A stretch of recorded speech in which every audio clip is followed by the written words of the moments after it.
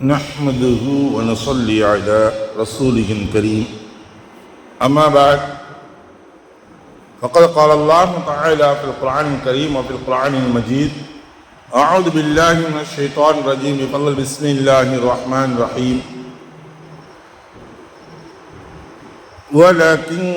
ولكن يؤاخذكم بما كسبت قلوبكم إلى آخره أو قال النبي صدق الله العظيم. عن عائشة رضي الله تعالى عنها قالت كان رسول الله صلى الله عليه وسلم إذا أمركم أمرهم من الأعمال بما يطيقون قالوا إنا لسنا كهيئتك يا رسول الله إلى آخره أو قال النبي صلى الله عليه وسلم. அருமைக்குரிய சகோதரர்களே, பெரியவர்களே, இன்று நாம் பார்க்கக்கூடிய பாடம் எல்லோரையும் விட அதிகம் அல்லாஹ்வை அறிந்தவர்களாக இருக்கக்கூடியது யார் என்று பார்க்கக்கூடிய சமயத்தில் ரசூலுல்லாஹி ஸல்லல்லாஹு அலைஹி வஸல்லம் அவர்கள்தான் என்பதை உணர்த்தும் விதமாக இந்த ஆயத்துகளையும் அதே சமயத்தில் ஹதீஸ்களும் நமக்கு அறிவிக்கின்றது. அல்லாஹ்வை பற்றி அறிதல் என்பதே உள்ளத்தின் செயலே ஆகும். ஏனெனில் அல்லாஹ் கூறுகின்றான் தன்னுடைய திருமறையாம் அருள்மறையில், வேடிக்கையாக செய்துவிடும் சத்தியங்களுக்காக அல்லாஹ் உங்களை குற்றம் பிடிக்க மாட்டான்.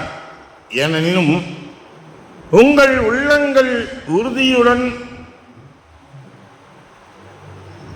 செயல்படுத்துவதற்கே உங்களை அவன் குற்றம் பிடிப்பான் என்பதாக அல்லாஹ் தஆலா சொல்லி காட்டுகின்றான்.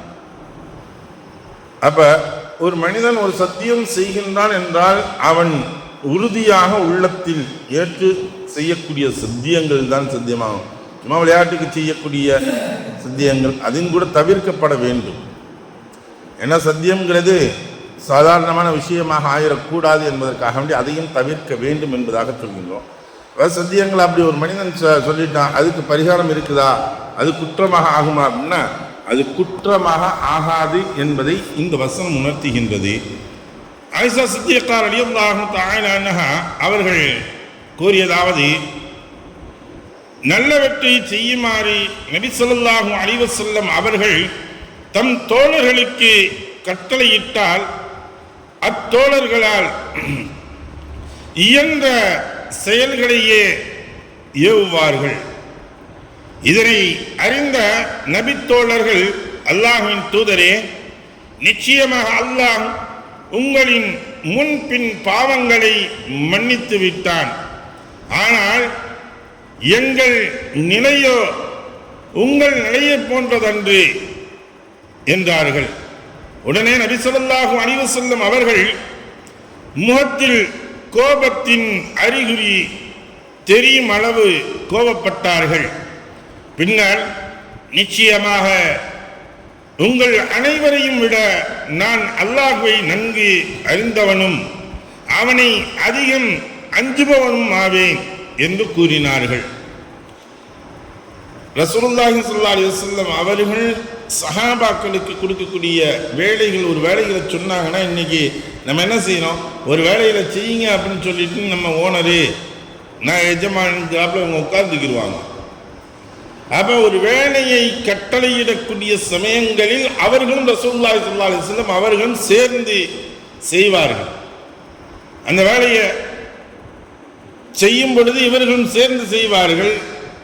அப்பொழுது சஹாபாக்கள் அதை பார்த்துட்டாங்க, யாரை சொல்லலாம், நீங்கள்லாம் ஏன் செஞ்சுட்டு இருக்கீங்க, அது நன்மையான காரியங்களாக இருக்கும். அகலுடைய போர்க்களத்துடையது சம்பவங்கள் நம்ம பார்த்துருப்போம், கேட்டிருப்போம். குழி தோண்டினாங்க. ஒவ்வொரு மனிதன் குழி தோண்டிக்கிட்டு இருக்கும் பொழுது சஹாபாக்கள் எல்லா பேரும் இருந்தாங்க, பசி பட்டினியில் தோண்டி கொண்டு இருந்தார்கள். அப்பொழுது ஒரு சஹாபி சொன்னாங்க, யாரை சொல்லலாம், நாங்கள் சாப்பிட்டு எவ்வளவு நாள் ஆகுதுன்னு பாருங்கன்னு சொல்லிட்டு அவருடைய மேலாடையை தூக்கி காண்பித்தார். ஒரு கல் கட்டி இருந்துச்சு. அப்புறம் ரசூலுல்லாஹி சொன்னோம் ஒண்ணுமே பேசல. அவங்களுடைய மேலாடையை தூக்கி காமிச்சாங்க. அவங்க வயிற்றில் 2 கற்கள் கட்டப்பட்டிருந்தது.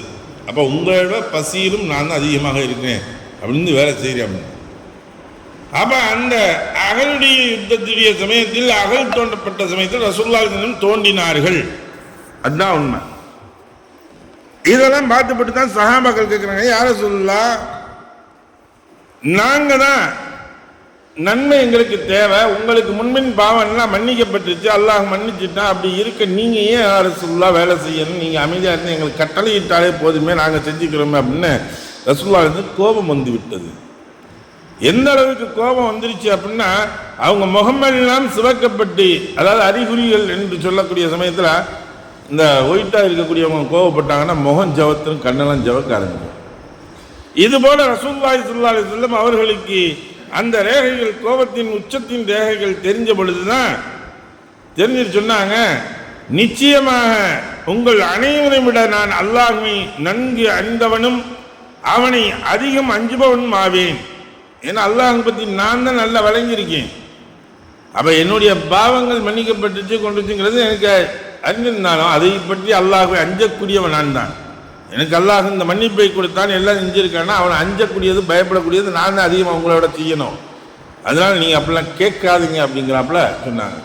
நாங்கள் தொழுகிறோம், நாங்கள் நோன்பு வைக்கிறோம், நாங்கள் ஜக்காத்து கொடுக்குறோம், நாங்கள் அதை செய்கிறோம், நாங்கள் தாங்க நல்லவங்க அப்படின்னு சொல்லிட்டு என்ன செய்யக்கூடாது, நிறையா நன்மை செய்கிறோன்னு நினச்சிக்கிட்டு பாவங்கள் செய்யக்கூடியவர்களை கூட நாம் மொத்தத்திற்கு ஒதுக்கி தள்ளிவிடக்கூடாது. அவர்களையும் நாம் அரவணைத்து இழுத்து கொண்டு வந்து இந்த நன்மையின் பக்கம் சேர்க்க வேண்டும்.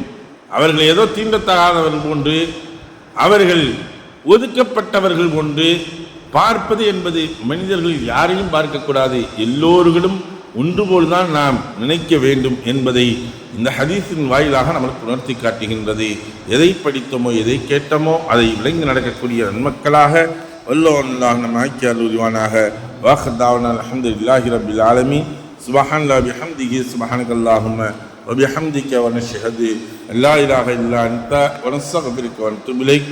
ஆமீன். சுப்ஹான ரப்பிக ரப்பில் இஸ்ஸத்தி அம்மா யசிஃபூன் வ ஸலாமுன் அலல் முர்ஸலீன் வல்ஹம்துலில்லாஹி ரப்பில் ஆலமீன்.